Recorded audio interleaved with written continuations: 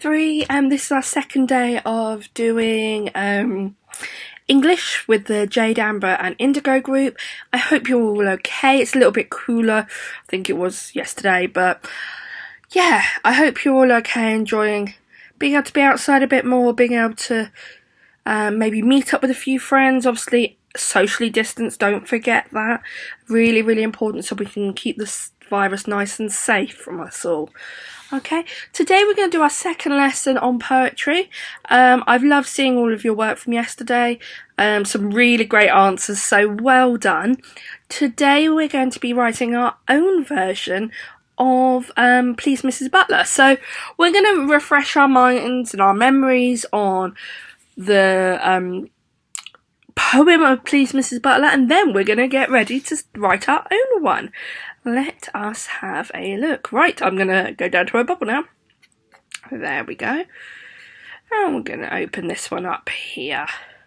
So, today is Thursday the 4th of June, and this is poetry lesson number 2 for Indigo, Amber and Jade group.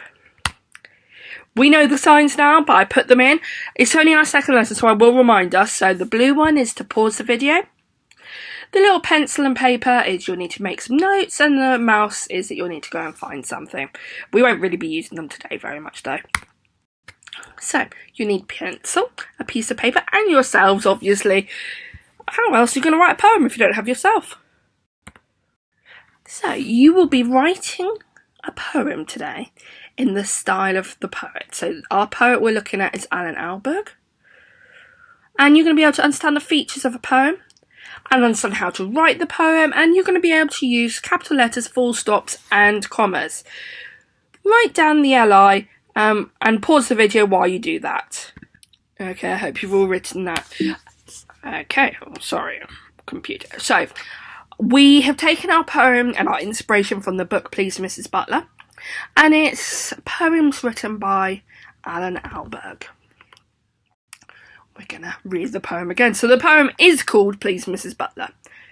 Please Mrs. Butler, this boy Derek Drew keeps copying my work, miss. What shall I do? Go and sit in the hall, dear. Go and sit in the sink. Take your books on the roof, my lamb. Do whatever you think. Please Mrs. Butler, this boy Derek Drew keeps taking my rubber, miss. What shall I do? Keep it in your hand, dear. Hide it up your vest. Swallow it if you like, love. Do what you think best. Please, Mrs. Butler, this boy Derek Drew keeps calling me rude names, miss. What shall I do? Lock yourself in the cupboard, dear. Run away to sea. Do whatever you can, my flower, but don't ask me. So, we're going to think about how we write our own poem today. And there's some things we need to decide on first. So we're going to have to decide on the name of the teacher, decide on the name of the child that is misbehaving, and think about what things they have done wrong. Now, I think it's completely okay to use a name of a teacher that you know. I think that's absolutely fine. But maybe don't use a name of a child, you know, because they could feel a little bit sad and get a bit upset if they know that you think they're misbehaving. So maybe make up a child's name. That would be good. And yeah, think about some things they might do wrong. You're going to need 3 things that they do wrong. So, pause the video while you do them, while you write them down, and these are my things that I've chosen. So, my teacher's called Mrs. Henley. My child that is misbehaving is Sienna Suffield. That child does not exist. And they're going to swing on their chair, they're going to throw a note, they're going to stick their tongue out at me. Some really cruel things. So, have a think about if you like your ideas. Maybe you might want to change them. Maybe you think, oh, actually mine are brilliant. Don't copy mine. I want some real cool inspiration from you guys. So pause the video and check everything you've got now while we carry on. So, we're going to get writing in a moment. So for this, you still need your pencil and your paper. And I am going to, it's going to be a little bit weird, but I'm going to change my screen slightly. And then you will be able to see what I am doing and I'm writing. So I'm going to close this down, and then here I'm going to have this, and on this side I'm going to have the copy of Please Mrs. Butler to help me. So let me just make these a little bit bigger so you can just see these. So the first, third and fifth verse start with the words Please Mrs. Butler. Now obviously you guys are going to change your name of your teacher. I chose Mrs. Henley, so I'm going to go please. I might want to make it a bit bigger for you guys because it's a little bit small. Should we go for about 40? There we go. Please Mrs. Henley. Oh, and what did I decide my name of my child was? Oh, Sienna Suffield. And Sienna Suffield's a girl. So this girl, Sienna Suffield, keeps... Oh, what did she... she's swinging on her chair was my first one. Keeps swinging on her chair, miss. Remember that comma before miss. And we've got a full stop after. And we're going to ask we're going to say to the teacher, what shall I do? What shall I do? And we've got a question mark. That's really important because it's a question.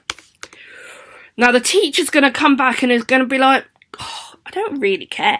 So I'm going to say, what can we do about swinging on a chair? What do I usually say? Well, I usually say, I'm going to glue your chair to the floor. I'm going to say you're going to have to sit on the floor. And I might say you have to stand up all day. So I'm going to say, glue her chair to the floor. Now, in the poem by Alan Alberg, it also has a comma, and then it has like a nice word, a nice name for the child. And this one is repeated each time in verses 2, 4 and 6. So I'm not going to use dear because I don't want to use the same as Alan Alberg. I want to use something a little bit different. So I'm going to say sweet. Sweet is like a nice little pet name almost. Glue her chair to the floor. Ooh, sit on the stairs. Sit her on the stairs, comma. Make her stand all day. My flower, that's another nice name. And then what does it finish off with? Do whatever. Oh, my typing is not very good today. I can only apologise. You think? Okay. Do you see how we used the original poem and we used it to inspire us and give us inspiration for our poem? So we've used the same structures as Alan Alberg, but we've written our own details almost. Let's go on to the third one. Please, Mrs. Henley. Oh, this girl, Sienna Suffield. What did she do second? She threw a note at me. Threw a note at me, miss. Who knows what comes next? That's right. What shall I do? What shall I do? What could you do? Okay, so you could put the note in your bag. You could throw it back, or you could put it in the bin. Putting it in the bin is probably the most sensible idea, so I'll put that first. Throw it in the bin. Now, do you remember we said that we have like a comma and then we have that little pet name, but it's the same one as there, so it's going to be the same, so it's going to be sweet. Do pause the video, guys, whenever you want to. You don't have to write it all at once. I'm just writing it all at once, but I've pre-written it. I've come up with my ideas already. You might want to pause after a couple of verses to help you write it. Throw it in the bin, sweet. Put it in your bag. Throw it back if you like. Oh, and it comes up with another pet name, My Plum. Do what you think best. So you should now have 4 verses. Obviously, it's going to take a bit of time to write. We've only got 2 left, and I'm really impressed with how hard you are working today. Because I know it's tricky to write our own poems, but I know you can do it. Okay, I'm going to carry on. So, please, Mrs. Henley. Oh. This girl, Sienna Suffield. Oh, what did she do last? I can't remember. She stuck her tongue out at me. Stuck her tongue out. Stuck her tongue out at me, miss. What shall I do? And, what shall I do? We could turn our head away so we don't look that way. We could go to another class. Or if the teacher gets really bored, she goes, do whatever you can. So, turn your head away. Remember, sweet.